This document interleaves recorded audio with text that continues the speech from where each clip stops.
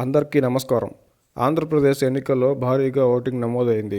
ఓటర్లను అభినందిస్తూనే భారీగా నమోదైన ఓటింగు ఎవరికి లాభం చేస్తుందనేది కీలక చర్చగా మారింది.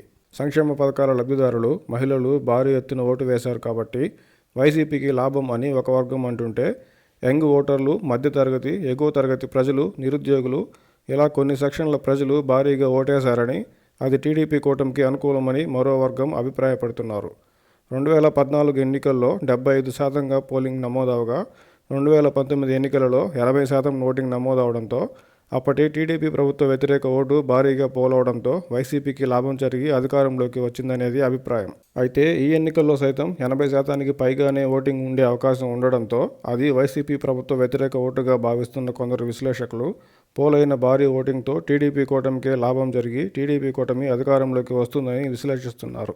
అయితే ముఖ్యమైన అంశం ఎన్నికకు మధ్య దాదాపు 20 లక్షల మంది యువ తొలి ఓటర్లు కీలకమన్నది గమనించాలి. గత ఎన్నికల ఫలితాలు, ఓటింగ్ సరళిని బట్టి ఇప్పటి తొలి ఓటర్లను అంచనా వేయడం కుదరదు. ఈ ఎన్నికల్లోనూ యువ తొలి ఓటర్ల మద్దతు ఎవరు పొందారనేది కీలకం.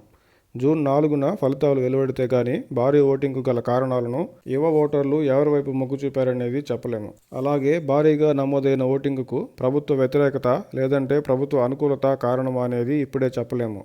వైసీపీ ప్రభుత్వంపై వ్యతిరేకత అన్ని వర్గాల్లో లేకపోవడం, లబ్ధిదారులు, మహిళలు, వృద్ధులు, కొన్ని సామాజిక వర్గాల్లో వైసీపీకి అనుకూలత ఉండడంతో భారీగా పోలైన ఓటింగ్ ఖచ్చితంగా వైసీపీ ప్రభుత్వ వ్యతిరేక ఓటు అని చెప్పడం అంతగా నమ్మదగింది కాదు. ప్రాంతాల వారీగా, వర్గాల వారీగా, వృత్తులు మరియు వయస్సు ఆధారంగా కూడా వైసీపీ ప్రభుత్వ అనుకూలత, వ్యతిరేకతలో తేడాలు ఉండడంతో భారీగా నమోదు అయిన ఓటింగు ఎవరికి లాభం చేస్తుందనేది ఇప్పుడే చెప్పడం కష్టం.